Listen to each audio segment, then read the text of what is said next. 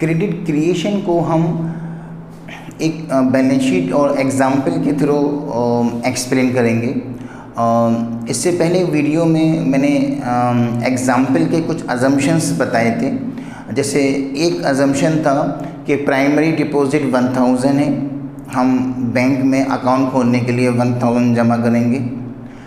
SLR 10% है, यानी 1000 का 10% बैंक अपने पास रखेगी और जो रिमेनिंग अमाउंट होगा 1000 का 10% यानी 100 रुपीज़ अपने पास रखेगी और जो रिमेनिंग अमाउंट होगा 900 वो लोन दिया जाएगा।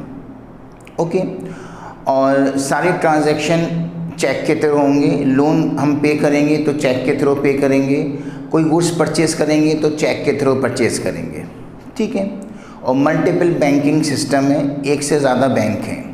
ये अजम्पशन हम ऑलरेडी डिस्कस कर चुके हैं। इन अजम्पशन की बेसिस पर अब हम आपको बैलेंस शीट एक्सप्लेन कर रहे हैं। हमने दो बैंक की बैलेंस शीट ली है, एक तो PNB बैंक और दूसरा है इसमें SBI बैंक। दो बैंक की हमने इसमें बैलेंस शीट ली है, PNB बैंक और SBI बैंक। क्लियर। सबसे पहले हमने PNB बैंक की बैलेंस शीट है, इनिशियल बैलेंस शीट, फिर फाइनल बैलेंस शीट। इसी तरह से SBI की इनिशियल बैलेंस शीट, फिर SBI की फाइनल बैलेंस शीट। तो सबसे पहले हम PNB बैंक में कुछ अमाउंट डिपॉजिट करेंगे अकाउंट खोलने के लिए, ठीक है। आप कंसीडर करिएगा कि आप बैंक हो और मैं एज ए कस्टमर हूँ और ये जो बैलेंस शीट बन रही है वो बैंक के पॉइंट ऑफ व्यू से बन रही है। आपको अपने आप को कंसीडर करना है एज ए बैंक। तो सपोज मैंने PNB बैंक में, आपके बैंक में 1000 रुपये जमा किए। जो 1000 रुपये आपके यहाँ मैंने डिपॉजिट किए वो क्या है? कैश। और कैश क्या है? एसेट। तो 1000 जो बैंक में मैंने जमा किए हैं वो कैश है और कैश क्या है? एसेट। तो एसेट कितना हो गया हमारा? 1000। ओके। जो 1000 मैंने PNB बैंक में जमा किए हैं एज ए कैश, कभी ना कभी ये मैं विड्रॉ करूँगा। जब विड्रॉ करूँगा तो ये PNB बैंक ये मुझे वापस करेगी और जो चीज़ वापस की जाती है फ्यूचर में वो लायबिलिटी होती है। इसलिए ये 1000 PNB बैंक के लिए लायबिलिटी भी होगी। किस नाम से लायबिलिटी होगी? डिपॉजिट के नाम से लायबिलिटी होगी। ओके। इस तरह से जो मैंने 1000 रुपये बैंक में जमा किए वो 1000 बैंक के लिए एसेट भी है, क्योंकि कैश आ गया बैंक के पास और कैश एसेट होता है, ठीक है। 1000 एसेट हो गया। और जो बैंक में जमा किए हैं 1000 कभी ना कभी मैं विड्रॉ करूंगा। जब विड्रॉ करूंगा तो बैंक वाले वापस करेंगे फ्यूचर में, और जो फ्यूचर में वापस किया जाता है वो लायबिलिटी होती है। इसलिए डिपॉजिट के नाम से 1000 क्या हो गई? आपकी लायबिलिटी हो गई, ठीक है। ये लायबिलिटी का टोटल 1000, एसेट का टोटल 1000, दोनों इक्वल होते हैं। अब PNB बैंक की फाइनल बैलेंस शीट, ये इनिशियल ख़त्म हो गई, बस छोटी सी उसका एक्सट्रैक्ट है, पार्ट है। अब PNB की final balance sheet, final balance sheet के अंदर क्या होगा कि जो PNB बैंक है वो 1000 का 10% अपने पास रखेगी एज ए SLR। तो 1000 का 10% कितना होगा? 100। ये 100 अपने पास रखेगी as a SLR, statutory liquidity ratio. 1000 का 10% बैंक अपने पास रखेगी एज ए कैश रिजर्व। और जो बाकी बचा कि 900 बाकी बचा, 1000 में से 100 PNB बैंक ने अपने पास रखा एज ए कैश रिजर्व, 900 बाकी बचा। वो 900 PNB बैंक लोन देगी। लोन देगी तो ये एसेट है। सपोज ये लोन दिया मिस्टर ए को और लोन चेक के थ्रू देगी, और लोन दिया है मिस्टर ए को, लोन दिया है। क्लियर। तो अब टोटल अमाउंट कितना हुआ 100 और 900, ये आ जाएगा 1000। ओके, तो 1000 हो गए आपके एसेट। जो मैंने 1000 जमा किया था पीएनबी बैंक में, अभी तक मैंने विड्रॉ नहीं किया। जब कभी मैं विड्रॉ करूंगा वो अमाउंट बैंक मुझे वापस करेगी, और वापस करेगी तो वो लायबिलिटी हुई, और लायबिलिटी किस नाम से हुई, डिपॉजिट के नाम से हुई। तो 1000 जो है वो बैंक में क्या है, वो लायबिलिटी के नाम से डिपॉजिट है। तो लायबिलिटी भी 1000 और एसेट भी कितने हो गए 1000। क्लियर। अब ये 900 मिस्टर ए को लोन दिया है। ओके, ए को लोन इसलिए दिया है क्योंकि ए जो है वो बी से कोई गुड्स परचेज करेंगे। ए ने बी से गुड्स परचेज किया 900 का, और ए ने ये 900 का चेक किसको दे दिया, बी को दे दिया। 900 का चेक ए ने बी को दे दिया, क्योंकि पीएनबी बैंक ने ए को लोन दिया था चेक की शक्ल में, तो ए के पास चेक आ गया था। ए ने वही चेक बी को दे दिया क्योंकि बी से सामान खरीदा है। अब चेक किसके पास पहुंच गया, बी के पास पहुंच गया। सपोज बी का जो अकाउंट है वो कहां पर है, एसबीआई में है। बी का अकाउंट एसबीआई में है, तो अब बी जो है वो चेक कहां जमा करेगी, अपनी बैंक में एसबीआई में। बी ने वो 900 का चेक एसबीआई में डिपॉजिट कर दिया। एसबीआई वाले 900 कैश बी के अंदर क्या कर देंगे, ऐड कर देंगे, क्योंकि उसने चेक जमा किया है। ठीक है, तो एसबीआई वाले बी के अकाउंट में 900 कैश प्लस कर देंगे। तो बी के अकाउंट में 900 कैश क्या हो गया, वो प्लस हो गया। ठीक है, अब बी के अकाउंट में कैश आ गया 900, क्योंकि बी ने 900 का चेक जमा किया है एसबीआई में। तो चेक जमा किया है तो बी के अकाउंट में 900 रुपये एज ए कैश ऐड हो जाएंगे। तो बी के अकाउंट में कैश आ गया 900, और ये कैश क्या है, एसेट है 900। अभी बी ने सिर्फ चेक जमा किया है एसबीआई में, कुछ दिन बाद चेक से पैसा विड्रॉ करेगी बी। जब बी चेक से जमा करने के बाद कुछ दिन बाद एसबीआई से पैसा विड्रॉ करेगी, तो एसबीआई उसे वापस करेगी, और जो वापस करेगी फ्यूचर में वो लायबिलिटी कहलाता है। तो लायबिलिटी भी जो है वो 900 की क्रिएट हो गई, किसके अंदर, एसबीआई में। तो लायबिलिटी भी 900, एसेट भी कितना हो गया आपका 900। क्लियर। जो चेक बी ने जमा किया है एसबीआई में, तो एसबीआई वाले जो हैं वो 900 का कैश बी के अकाउंट में प्लस करेंगे। तो बी के अकाउंट में 900 का कैश आ गया, कैश एसिड है, तो इसलिए इस तरह से एसबीआई के पास एक नया एसिड आया कैश के नाम से 900। जो बी ने चेक जमा किया है वो कभी ना कभी बी वो चेक से अमाउंट विड्रॉ करेगा बाद में एसबीआई से। अब जब विड्रॉ करेगा तो वो एसबीआई को वापस करना पड़ेगा। तो एसबीआई की बैलेंस शीट में 900 रुपये लायबिलिटी क्रिएट हो गई, क्योंकि ये बाद में वापस करनी होगी एसबीआई को जब कभी बी विड्रॉ करेगा। ठीक है, अब एसबीआई भी इस 900 का 10% अपने पास रखेगी, क्योंकि एसएलआर 10% है।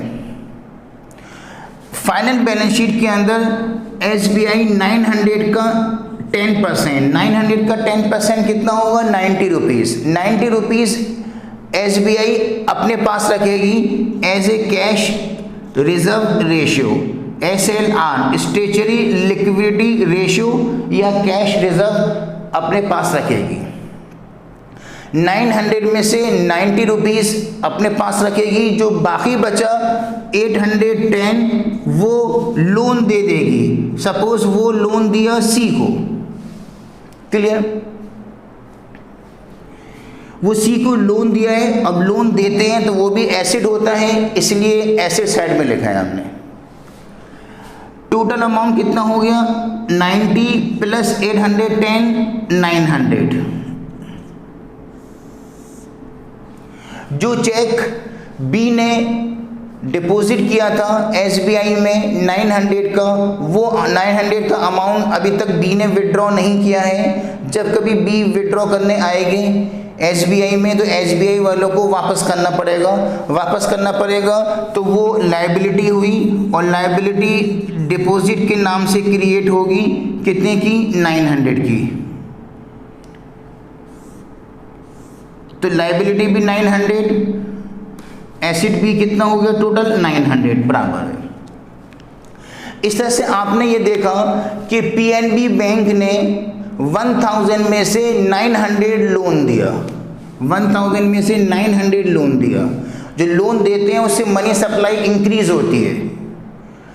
तो PNB बैंक ने 1000 में से 900 लोन दिया, तो 900 लोन जो दिया है वो मिस्टर A को दिया है, इससे मनी सप्लाई कंट्री में इंक्रीज हुई होगी। उसके बाद SBI ने 900 में से 810 सपोज C को लोन दिया। अब 810 C को लोन दिया, अब दोबारा मनी सप्लाई इंक्रीज हुई होगी 810।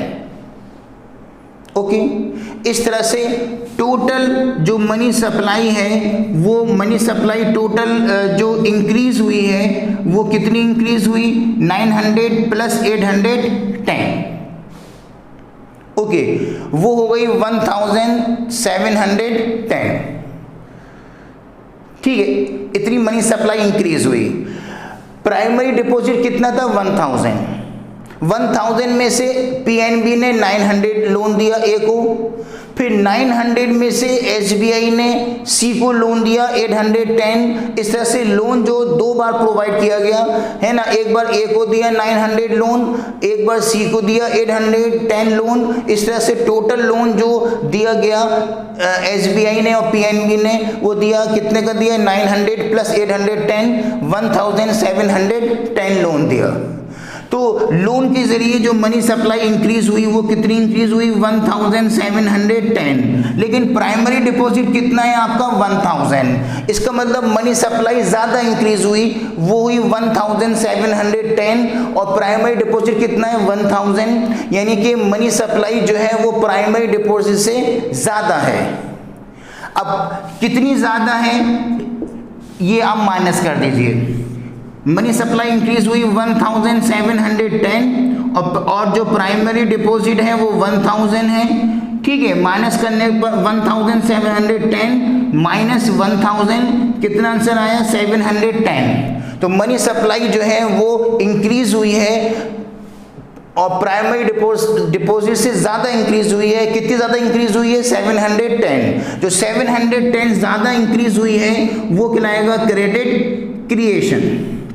तो क्रेडिट क्रिएशन कितना हुआ, 710। तो क्रेडिट क्रिएशन का मतलब ये है कि हम बैंक में जो अमाउंट डिपॉजिट करते हैं 1000 एज ए प्राइमरी डिपॉजिट, उस 1000 में से हमारी डिपॉजिट में से बैंक लोन देती है। जैसे 1000 हमने जमा किया PNB में, तो 1000 में से 900 PNB ने लोन दिया मिस्टर A को, फिर 900 का चेक जमा किया SBI में, तो SBI वालों ने 900 में से 810 लोन दिया C को। तो हमारी जो डिपॉजिट है उसमें से बैंक लोन दे रही है। 1000 जो प्राइमरी डिपॉजिट था SBI में, उसमें से 1000 में से 900 SBI ने A को लोन दिया, तो उसे मनी सप्लाई इंक्रीज हुई 900। फिर इन्होंने जो है 900 में से 810 लोन दिया, तो 810 फिर दोबारा मनी सप्लाई इंक्रीज हुई। तो टोटल मनी सप्लाई कितनी इंक्रीज हुई, 900 प्लस 810, 1710 मनी सप्लाई इंक्रीज हो गई। तो हमारे जो डिपॉजिट है उसी से मनी सप्लाई इंक्रीज हो रही है लोन देकर, और मनी सप्लाई ज़्यादा इंक्रीज हुई 1710 और प्राइमरी डिपॉजिट कितना है, 1000। और मनी सप्लाई कितनी ज़्यादा इंक्रीज हुई, 710 ज़्यादा इंक्रीज हुई। तो ये कहलाएगा क्रेडिट क्रिएशन। आपको मैंने स्टार्टिंग में बताया था कि क्रेडिट क्रिएशन का मतलब ये होता है कि हम बैंक में कुछ अमाउंट डिपॉजिट करते हैं, जो हमने बैंक में सेविंग डिपॉजिट की है, उस सेविंग में से बैंक वाले लोन देते हैं। हमने 1000 बैंक में जमा किया, इस 1000 में से जो है वो ए को लोन दिया 900, सी को लोन दिया 810, इस तरह से 2 बार लोन दिया गया 900 810, टोटल लोन दिया गया 1710। जितना लोन देते हैं उससे मनी सप्लाई इंक्रीज होती है, तो मनी लोन दिया गया 1710, तो मनी सप्लाई इंक्रीज हुई 1710। अब मनी सप्लाई जो है वो प्राइमरी डिपॉजिट से ज़्यादा इंक्रीज हुई, प्राइमरी डिपॉजिट है 1000, मनी सप्लाई इंक्रीज हुई 1710, तो मनी सप्लाई जो है प्राइमरी डिपॉजिट से ज़्यादा इंक्रीज हुई। कितनी ज़्यादा इंक्रीज हुई? 710। जितनी ज़्यादा इंक्रीज हुई 710 वो कहलाएगा क्रेडिट क्रिएशन। क्लियर? अब इसे 2 बैंक की मैंने एग्जाम्पल ली है, ये प्रोसेस चलता रहता है। लास्ट में कहाँ तक पहुँचेगी मनी सप्लाई? अभी तो इंक्रीज हो रही है, अभी सिर्फ 2 लोगों को लोन दिया है, ए और सी को। ए और सी को लोन देने से मनी सप्लाई इंक्रीज हुई है 1710। अभी ये प्रोसेस चलता रहेगा, सी के बाद डी को, ई को लोन देंगे, फिर और मनी सप्लाई इंक्रीज होगी। लास्ट तक मनी सप्लाई टोटल कितनी इंक्रीज होगी? लास्ट तक मनी सप्लाई टोटल कितनी इंक्रीज होगी उसको कैलकुलेट करने का एक डायरेक्ट फार्मूला है। वो क्या है? 1/SLR, statutory liquidity ratio, into delta D यानी primary deposit. 1/SLR into primary deposit. इस फॉर्मूले से हम ये कैलकुलेट करेंगे कि टोटल मनी सप्लाई कितनी इंक्रीज होगी। ओके, देखिए इस तरह से कैलकुलेट करेंगे। इसमें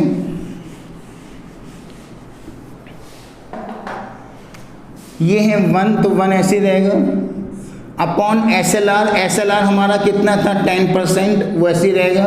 ये SLR 10% हमने एज्यूम किया था अजम्पशन के अंदर, into primary deposit. Primary deposit हमने एज्यूम किया था 1000, तो ये 1000 है। ये 1 आपका ऐसे रहेगा। 10% है, 10% है तो इसको हम लिखेंगे 10/100, क्योंकि ये परसेंटेज में है, तो ये 10/100 आ जाएगा। इनटू क्या होगा? 1000। तो ये नॉमिनेटर ये 1 ऐसे रहा, डिनोमिनेटर 10 है, 10 आ गया, परसेंटेज का साइन हटा तो नीचे क्या आ गया? अपॉन 100 आ गया। अब ये रेसिप्रोकल हो जाएगा, उल्टा हो जाएगा। रेसिप्रोकल माने 10/100 है तो ये उल्टा हो जाएगा 100/10, रेसिप्रोकल हो जाता है। इनटू 1000 प्राइमरी डिपॉजिट है, ये 0 इस 0 से कट गया। 10 को मल्टीप्लाई करेंगे 1000 से, 10 ये बचा, इंटू 1000 मल्टीप्लाई करने के बाद आ जाएगा 10,000। तो 10,000 क्या निकल के आई? ये 10,000 मनी सप्लाई क्या हुई? इंक्रीज होगी। टोटल जब कमर्शियल बैंक लोन देगी तो उससे टोटल मनी सप्लाई जो इंक्रीज होगी वो कितनी इंक्रीज होगी? 10,000। और हमारा प्राइमरी डिपॉजिट कितना है? 1000। 1000 में से वो ए को लोन देंगे, बी को लोन देंगे, डी को देंगे, ई को देंगे। तो लोन जब 1000 में से देते रहेंगे, उससे टोटल मनी सप्लाई जो इंक्रीज होगी वो कितनी इंक्रीज होगी? 10,000। तो हमारा प्राइमरी डिपॉजिट था 1000, लेकिन मनी सप्लाई कितनी इंक्रीज हुई? 10,000। इसका मतलब मनी सप्लाई ज़्यादा इंक्रीज हुई, प्राइमरी डिपॉजिट से ज़्यादा इंक्रीज हुई। कितनी ज़्यादा इंक्रीज हुई? 9000। जितनी ज़्यादा इंक्रीज हुई 9000, वो 9000 जो है वो क्या कहलाएगा? Credit creation.